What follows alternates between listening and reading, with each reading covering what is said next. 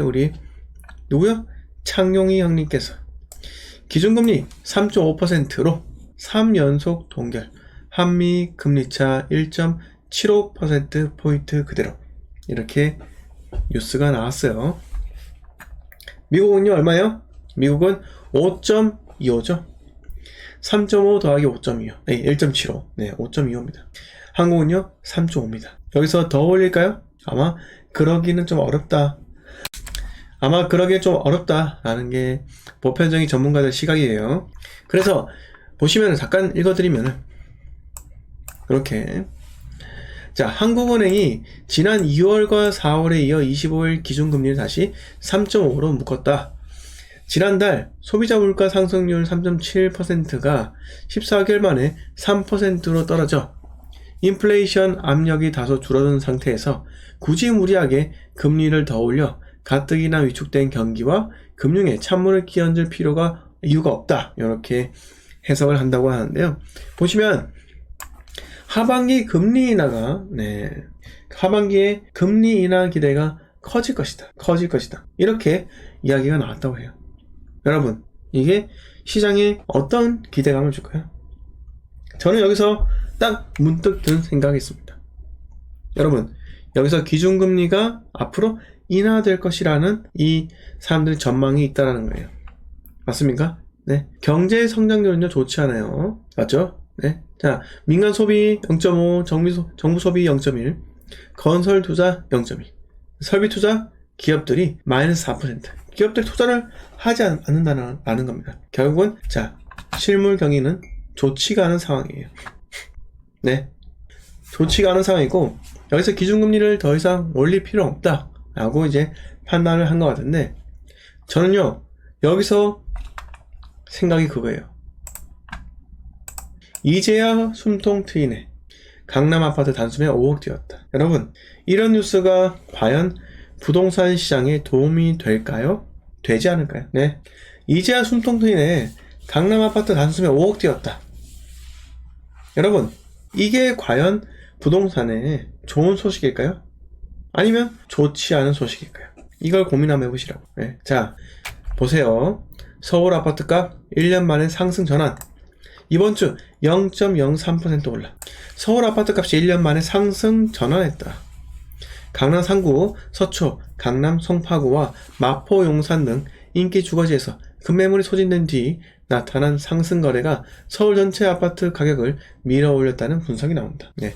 25일 한국부동산원에 따르면 이달 넷째 주 서울 아파트 값은 전주보다 0.03% 올랐다 라고 합니다. 55주 만에 하락을 멈추고 상승 전환한 것이다. 자, 여기서 제가 작년부터 말씀을 뭐 드렸죠? 네, 사지 마라. 네, 라고 말씀을 드렸고, 자, 우리가 여기서 봐야 되는 것은 하나입니다. 이렇게 뉴스가, 네, 다시 부동산을 띄우는 방향으로 간다. 사람들의 심리를, 자꾸 잠자던 사람들의 심리를 깨우려는 움직임이 보인다. 그러면 정부에서 무엇을 해주겠습니까? 네, 정부에서 이렇게 잠자고 있던 부동산을 깨우려는 움직임이, 네, 보인다 라고 하면은 정부에서는요 규제 완화 생각을 안 할 겁니다. 그리고 일부 특정 지역에 대해서 다시 조정 대상 지역으로 지정할 수 있는 겁니다. 맞습니까? 네. 자, 현실은 그렇지 않은데 단순히 집주인들이 호가만 올렸고 일부 거래가 높아졌다. 네, 이걸로 정량적이다가 아닌 정성적이다. 즉 감으로만 조정 대상 지역으로 지정할 수 있다라는 거예요. 네, 정부에서 잘못 판단했다. 서울에 지금 서초, 강남, 용산 이거 외로 여러분 주요 지역들 있죠? 네, 주요 지역들 마포 등 지정한다라는 거예요. 규제 지역으로 지정한다. 그러면 다시 하락을 할 수밖에 없는 겁니다. 여러분, 변수는요 규제 지역이에요. 네, 서울 부동산 규제 지역 쉽습니다. 그냥 지정하면 되는 거예요. 이 만만하게 보지 마세요. 서울이 대한민국의 부동산을 이끄는 지표이기 때문에 매우 심각하게 민감하게 반응한다는 거예요. 정부에서요. 이런 뉴스 나오면 좋아 보이죠? 갑자기 강남이 5억 오르니까 나머지 지역도 더 오를 것 같으시죠?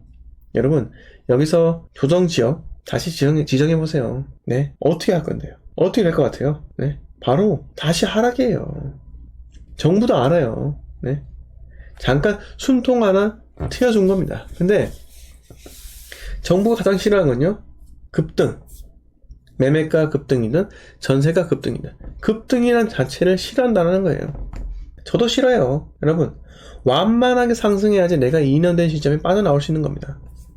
완만하게 상승하지 않고 단기간에 급등하고 지지부진하게 거래량 적게 간다. 그러면 못 빠져나와요. 진짜 3억 하던 게 5억 가보세요. 단기간에. 네? 제가 팔려고 하는 시점에 5억에 팔 수 있을까요? 못 팔 수 있다는 것을 생각해야죠. 제가 팔려고 하는 시점이 거래량이 급감해가지고, 네, 간혹 한 건의 거래, 네, 한 건씩 한 건씩 그 거래로, 네, 상승 실거래가가 생기는데, 기록하는데, 과연 내가 쉽게 팔 수가 있을까요? 여러분, 이러면 안 돼요. 완만하게 상승해서 내가 2년 뒤에, 네, 2년 뒤에 보유한 지 2년 뒤에 내가 샀던 가격, 그리고 내가 팔고자 하는 가격이, 네, 딱 전체로 봤을 때 그냥 어깨인 지점, 이럴 때는요 정말 잘 팔리는 겁니다. 하지만 비쌀 때는요 잘 팔리지는 않아요. 네, 하코니 말씀대로, 네, 이렇게 사람들이 안심하고 더 이상 윤 정권이 규제로 지정 못하겠지 라고 생각할 수도 있겠지만요. 네, 그런데 변수는요, 다시 말씀드리지만 규제의 지역은 언제라도 지정이 가능하다라는 겁니다. 자, 그러면 우리는 무엇을 어떻게 해야 될까요? 네, 이렇게 잠재된 리스크가 있어요. 우리는 무엇을 해야 될까요? 애매한 이도 저도 얼마 안 떨어진 서울을 해야 될까요? 수도권을 해야 될까요? 아니면 규제 지역으로 지정될 확률이 없는 그런 부동산을 내가 선택을 해야 될까요? 여러분, 이거는 진짜 매우 중요해요. 제가 왜 자꾸 먼떨 만떨이라는 지역을 계속 강조하겠습니까? 이 사자성어, 네, 먼떨 만떨, 이걸 왜 자꾸 제가 강조를 해요? 자, 저는요 다른 부동산에 관련된 이야기를 하는 사람과 달라요. 유튜브 방송 그렇게 하는 사람도 다르다고요. 첫 번째, 저는 얼굴 까고 합니다. 두 번째, 저는 투자를 합니다. 여러분, 저는 얼굴 까고 하고요. 두 번째, 투자합니다. 그리고 우리 골드 멤버십 회원들한테는 제가 어디를 투자할 것이라고 분명히 말씀드렸습니다. 그리고 그분들이 어디로 선택하게끔 제가 방향을 유도를 하는, 네, 활주로에 있는 그런 조명등 있죠. 그런 거와 같이 제가 행동을 한다 생각해요. 자, 저는 투자라는 사람이에요. 그리고 여러분들이 투자의 방향에 대해서 제가 올바르게 갈 수 있도록, 여러분들 올바르게 갈 수 있도록 제가 안내를 하고 있잖아요. 안내요. 자, 우리가 오랫동안 만날 수 있는 거 딱 하나입니다. 제가 오랫동안 방송할 수 있고 여러분들이 오랫동안 제 방송을 볼 수 있는 거, 그건요, 그걸 가능하게끔 만드는 건요, 여러분과 저 성공해야 돼요. 네, 부동산으로든 뭐든 계속 성공해야지 우리가 오랫동안 함께 할 수 있는 겁니다. 이것만큼 중요한 게 없어요. 집단지성이 중요할까요? 아닙니다.